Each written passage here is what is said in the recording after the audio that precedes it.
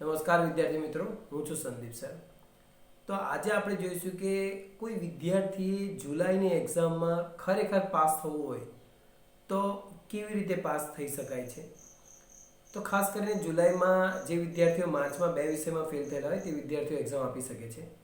તો આ વખતે મેં માર્ક કરેલું છે કે જે બે વિષયમાં ફેલ થયેલા છે તે ખાસ કરીને વિષયો છે ફિઝિક્સ અને કેમેસ્ટ્રી, કે જે ખરેખર ભારે વિષયો છે.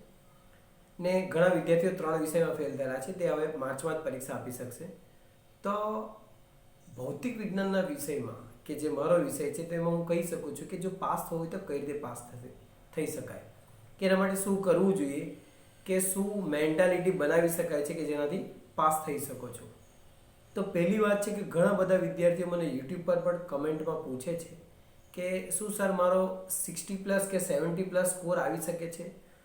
તો આજ સુધી તો મેં રેર કેસમાં 70 કે 80+ સ્કોર કરતા કોઈ વિદ્યાર્થીને જોયો છે જુલાઈની પરીક્ષામાં. જુલાઈનું પરિણામ ઘણું નબળું આવે છે. એના પણ કારણો છે, તો કેમ નબળું આવે છે તે પછી આપણે જોઈએ. પરંતુ હવે જે વિદ્યાર્થીઓ બે વિષયમાં ફેલ થયેલા છે તેવા વિદ્યાર્થીઓ 60+, 70+ કે 80+ના સ્કોરના આશા રાખવી પણ ન જોઈએ. હું માનું છું કે પહેલો એ લોકોનો ટાર્ગેટ હોવો જોઈએ કે જેમ બને એમ આપણે પાસ થવું જરૂરી છે, કે જેથી તમારું વર્ષ ન બગડે. તો ગમે તેમ કરીને તમારે 33+ માર્ક લાવવા જ પડશે. તો 33 તો નહીં, પણ તમે 40નો ટાર્ગેટ પહેલો રાખી શકો છો. અને કોઈને એવું લાગે કે હજુ મારા વધારે આવી શકે છે તો આ પછી તમે 60+નું વિચારી શકો છો. પરંતુ શરૂઆતથી જ ફરી પાછું બધી થિયરી, બધા દાખલા કરીને હું MCQ કરીને 70+ લઈ આવું તો એમાં વિદ્યાર્થીઓ ફસાઈ જાય છે. તેના કારણે આ જુલાઈનું પરિણામ પણ નબળું આવે છે. તો શું કરીએ તો ભૌતિક વિજ્ઞાનમાં આપણે 40+નો સ્કોર લાવી શકાય. તો એના માટે જોવા જાય તો હવે દિવસો બહુ ઓછા રહ્યા છે. એક તો જે વિદ્યાર્થીઓ ફેલ થયેલા છે તેમાંથી 90% ચાન્સ છે કે એ લોકો નબળા હોય છે તો જ ફેલ થયેલા હોઈ શકે છે. તો એવા વિદ્યાર્થીઓનો પ્રોબ્લેમ શું હોય છે કે એ લોકોને થિયરીઓ કદાચ બરાબર યાદ નથી રહેતી, કે દાખલા અડધે સુધી જ ગણી શકાય છે ને પછી આખો દાખલો નથી ગણી શકાતો. તો તેવા વિદ્યાર્થીઓ પહેલાં તો શું કરવું જોઈએ કે જે ફૂલ સિલેબસ છે તેમાંથી પોતાનો રિસ્ક લઈને અમુક સિલેબસ કાપવો પડશે. ક્યાં રિસ્ક લેવો એ પણ હું તમને ગણતરી ગણાવું છું. તો આપણે માની લો કે કોઈ વિદ્યાર્થી ટાર્ગેટ બનાવીને ચાલી જાય છે કે મારે 40 માર્ક લાવવા છે. તો 40 માર્ક ક્યાંથી આવી શકે છે? તો પહેલો જે સેક્શન છે MCQનો, ત્યાંથી તમે 20 યા તો 20+, 22 બાજુ ટાર્ગેટ કરી શકો છો. ને બીજો જે સેક્શન છે ત્યાંથી 20 માર્કનો સ્કોર ટાર્ગેટ કરી શકો છો. તો ઘણા વિદ્યાર્થીઓ શું કરે છે કે MCQની કોઈ પણ પ્રકારની પ્રિપેરેશન કરતા જ નથી. જે ભૂલ તમે માર્ચમાં કરેલી છે એ જ ભૂલ ફરી પાછા જુલાઈમાં પણ કરો છો. એટલા માટે જ પરિણામ ઓછું આવે છે. તો MCQની પ્રિપેરેશન કરવી પડશે. તો ફરી પાછો એક ક્વેશ્ચન આવશે કે MCQ અમારે ક્યાંથી કરવાના. તો પહેલી વાત તો બોર્ડને સમજવું પડશે કે બોર્ડ કયા પ્રકારના MCQ પૂછે છે. તો એ સમજવા માટે તમારે 2019, 2020, 21માં તો પરીક્ષા લગભગ નથી લેવાયેલી કોરોનાના કારણે, એ 20-21 હોઈ શકે છે, પરંતુ 19-20માં પરીક્ષા લેવાયેલી છે અને પછી 21માં નથી લેવાયેલી અને 22માં ફરી પાછી પરીક્ષા લીધી. એ 3 પેપર અને વચ્ચે બીજા 2 પેપર ગયેલા હશે કે જે જુલાઈ કે સપ્ટેમ્બરમાં એકાદ વખત લેવાયેલી છે. 2 કે 3 પેપર છે. તો આવા લગભગ 4 કે 5 પેપર જો તમે રિફર કરશો તો દરેક પેપરમાં 50-50 યાની કે 250 MCQ થાય. હું એમ નથી કહેતો કે એ 250માંથી જ MCQ પૂછાવાના છે, પરંતુ જે એ 250 MCQ તમે પ્રોપર રિફર કરી જાઓ તો તમને એક આઈડિયા આવશે કે બોર્ડ કયા પ્રકારના MCQ પૂછે છે. તો ખાસ કરીને બોર્ડ છે ને એકદમ સરળ MCQ પૂછે છે. ભૌતિક જ્ઞાનમાં હું કહી શકું છું કે MCQ તો સરળ જ હોય છે, પરંતુ વિદ્યાર્થીને આવડતા કેમ નથી તેનું કારણ છે એક તો ચોપડીમાં MCQ આપેલા નથી. પરંતુ એનો મતલબ એવો નથી કે નથી આવડતા, આવડે તો છે જ, એટલા માટે ઘણા બધા વિદ્યાર્થીઓ પાસ પણ થઈ જાય છે. તો એ MCQને ક્રેક કેવી રીતે કરવો? તો સરળ MCQમાં લગભગ આપણે 50માંથી હું કહી શકું છું કે 15 MCQ, 50માંથી 15 MCQ, 15 નહીં તો છેલ્લે 12 તો ખરા જ, કે જે ડાયરેક્ટ સૂત્ર આધારિત MCQ હોય છે. તો સૂત્ર આધારિત MCQમાં શું હશે કે તમને રકમમાં બધી કિંમત આપેલી છે, જેમ કે V, I ને R શોધવાનું. એટલો સરળ પણ નહીં હોઈ પણ શકે છે, પરંતુ તમને સૂત્રમાં જે વસ્તુ શોધવાની હશે તેના સિવાયની બાકીની વસ્તુ બધી આપી દીધેલી હશે. તો એકદમ સૂત્ર આધારિત સરળ MCQ કહી શકાય. તો તેવા 12 થી 15 એમસીક્યુ હોઈ શકે છે.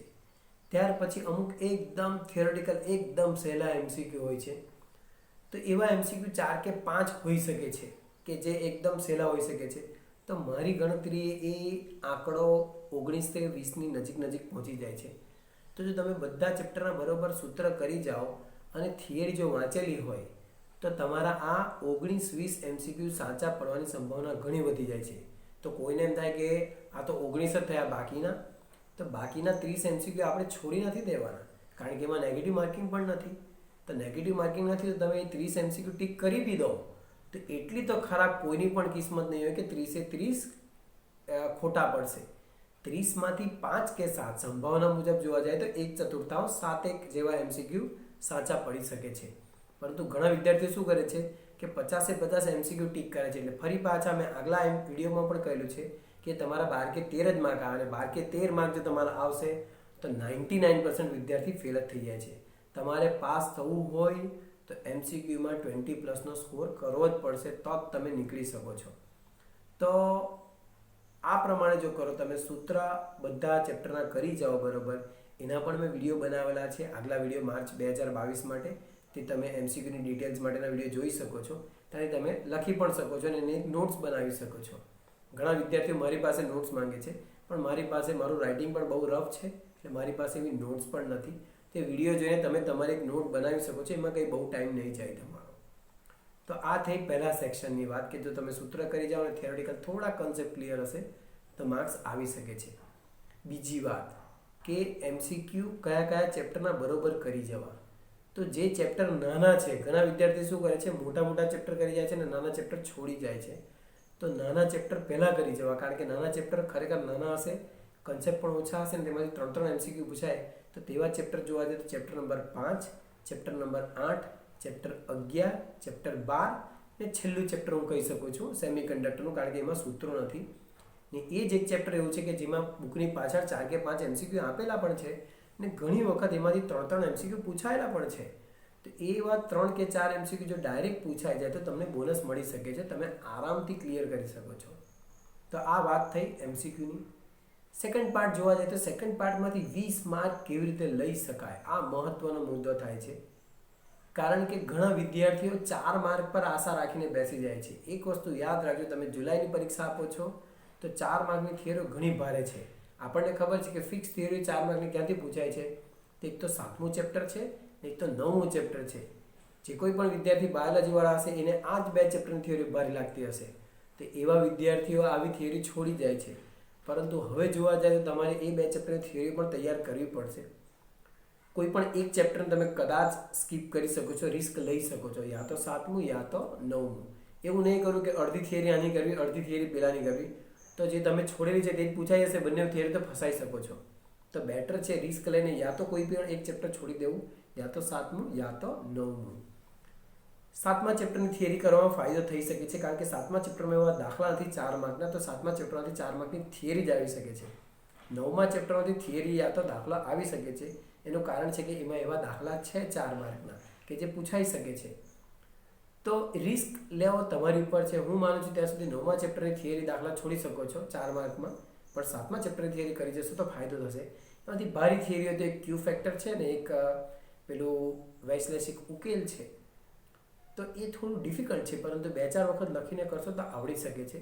તો 4 માર્કમાં જોવા જાય તો કદાચ કોઈને એમ થાય કે ચાલો મારે 4 માર્કનો સેક્શન સાઈડ પર હટાવવો છે, એમાંથી એકાદ વસ્તુ પણ આવડી જાય તમને. બીજી પણ તમે ધારો કે કેવીએલનો દાખલો ગણી જાઓ કે કોઈ બીજા 13મા ચેપ્ટર કે 12મા ચેપ્ટરમાંથી પણ દાખલો પૂછાઈ જાય છે જે સહેલો હોય છે.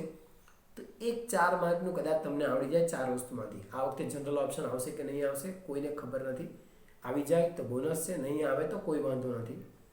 તો એ 4માંથી એક થિયરી આવડી જાય તો 4માંથી તમે 3 માર્ક એક્સપેક્ટ કરી શકો છો. ત્યાર પછી જોવા જાય તો સારામાં સારો સેક્શન પડી શકે છે 2 માર્કનો, કારણ કે 2 માર્કમાં 8 વસ્તુ પૂછાયેલી હશે. એ 8માંથી 6 થિયરી હશે અને લગભગ 2 દાખલા હોઈ શકે છે. પરંતુ એ 2 દાખલામાં પણ ફાયદો થઈ શકે છે. 2 માર્કના જે દાખલા છે તે બધા સૂત્ર આધારિત જ હોય છે. જો પેલા એમસીક્યુમાં તમે સૂત્ર કરેલા હશે તો અહીંયા 2 દાખલા ક્રેક થઈ જવાનો ચાન્સ બહુ બધા વધારે છે. 8માંથી તમે વધારે 4 વસ્તુ 50% વિચારી લો કે 4 થિયરી તમને આવડી જાય, એટલે 8 માર્કમાંથી જો તમારા 6 માર્ક આવે તો 6A ને 3 પેલા એટલે 9 કે 10 માર્ક જેવા થાય. હવે 3 માર્કના સેક્શનમાં આઈએમપી દાખલા જ ખાસ કરીને પૂછાય છે ને લગભગ 2 થિયરીઓ પૂછાય છે. થિયરીમાં પણ મોસ્ટ પ્રોબેબલ ચાન્સ છે કે પહેલા ચેપ્ટરમાંથી 3 માર્કની થિયરી પૂછાય છે, યા તો પછી ચોથા ચેપ્ટરમાંથી થિયરી પૂછાય છે, યા તો પછી 13મા ચેપ્ટરમાં ચાલી જજો. પહેલું, ચોથું ને 13મું આ 3 ચેપ્ટરમાં ગણીને લગભગ 3 કે 4 જ થિયરીઓ છે. એટલી થિયરી કરી જાઓ ને જો 2 થિયરી આવી ગઈ તો તમારું કિસ્મત છે. એક થિયરી આવે તો પણ 3 માર્ક મળી શકે છે. બાકીના 5 દાખલા પૂછાય છે કે 4 દાખલા પૂછાય છે. દાખલા બધા આઈએમપી હોય છે તો 2 દાખલા આવડી જાય 5માંથી કે 4માંથી તો પણ તમારું 6 માર્કનું કામ થઈ શકે છે. તો પેલા 9 કે 10 ને આ લગભગ 7 થી 8 માર્ક તો 17-18 માર્ક થાય. આપણો ટાર્ગેટ 20-40નો હતો તો 20 માર્ક એમસીક્યુમાંથી આવે, 18 માર્ક અહીંથી આવે તો પણ 38 માર્ક થાય, જે પાસિંગ સ્કોર કરતાં થોડું ઉપર છે. તો બેટર છે કે તમે લોકો બધું કરવાનું છોડીને રોજના થોડા એમસીક્યુની પ્રિપેરેશન કરો. હું એમ નથી કહેતો હવે કે તમે એમસીક્યુ તૈયાર કરો. એમસીક્યુ તમે ગમે એટલા સાહિત્ય કરશો પરંતુ એમસીક્યુ અલગ જ પૂછાય છે, પરંતુ સહેલા પૂછાય છે. પેટર્ન સમજવાની કોશિશ કરો. એટલે એમસીક્યુની તૈયારી કરવાની જગ્યાએ એમસીક્યુની પ્રેક્ટિસ કરો ને પ્રેક્ટિસમાંથી તમે પેટર્નને સમજો કે કયા પ્રકારની પેટર્ન પૂછાય છે તો તેના આધારે એમસીક્યુ તૈયાર કરવા.